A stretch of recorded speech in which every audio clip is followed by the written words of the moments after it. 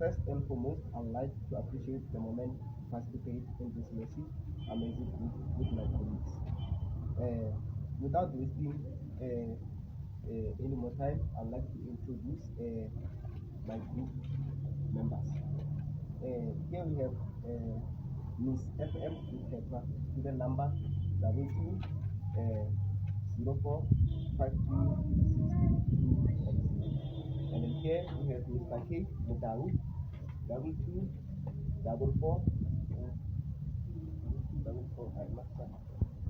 First and foremost, I'd like to appreciate the moment to participate in this massive, amazing group with my colleagues. Without wasting any more time, I'll start with the introduction based on Bantu Education.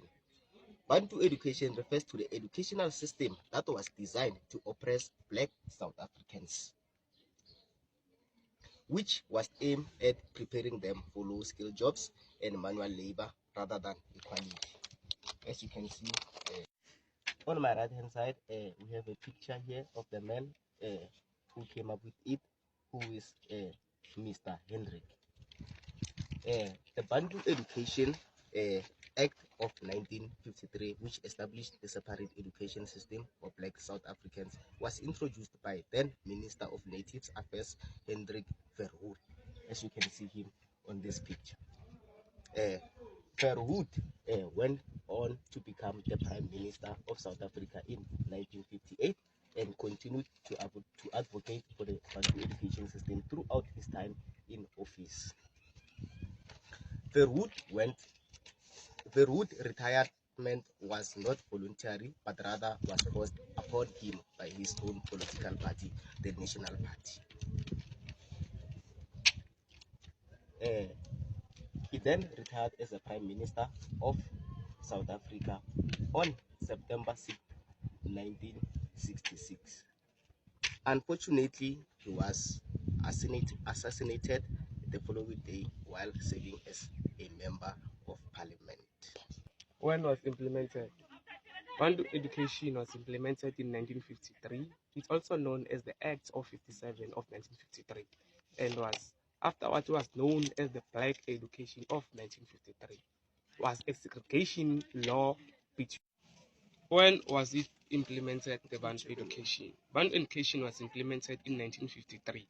It's also known as the Act of 1953 and afterwards it's also known as the Black Act of 1953. It was a segregation law from South Africa that regulated several areas of the apartheid regime. Its main The Bantu Education Act was repealed and replaced by a new law in 1976, which went into effect on 1 January 1980.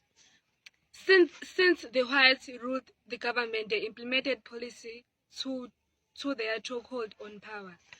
In the field of education, the South African government did not want to deny education to the black majority, but they only wanted them educated enough to work for them. Students were unhappy with Bantu Education because it only served the interest of white supremacy. It promoted myths and racial stereotypes.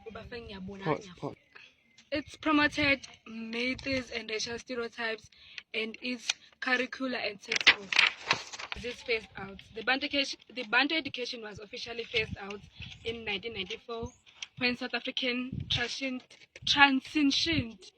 to a democratic government.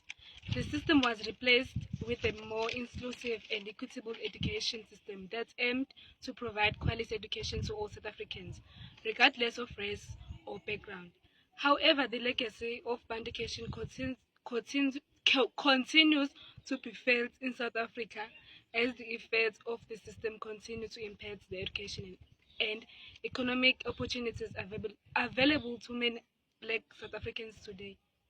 Advantages. It provides a low-cost education system which was sustainable for the government. Bantu Education provides an opportunity for African children to receive formal education which they might not have access to before.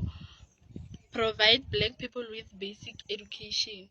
Vocational training provided by the policy to help to create a labor force for industries in South Africa that were understaffed. Disadvantages of Bantu education: low funding expenditure to black school, lack number of training of black school teachers, poor educational curriculum, unequal access to educational and professional opportunities. In conclusion, final and critical in our view, despite the intentions, many South Africans resist the limitation of Bantu education and persevered in pursuit of education and equality. The legacy of Bantu education is a painful reminder of injustice of apartheid and the ongoing struggle for social and economic justice in South Africa. However, the resilience and determination of those who resisted the system provides hope and inspiration for the future generation to continue the fight for a more justice and equitable society. Thank you.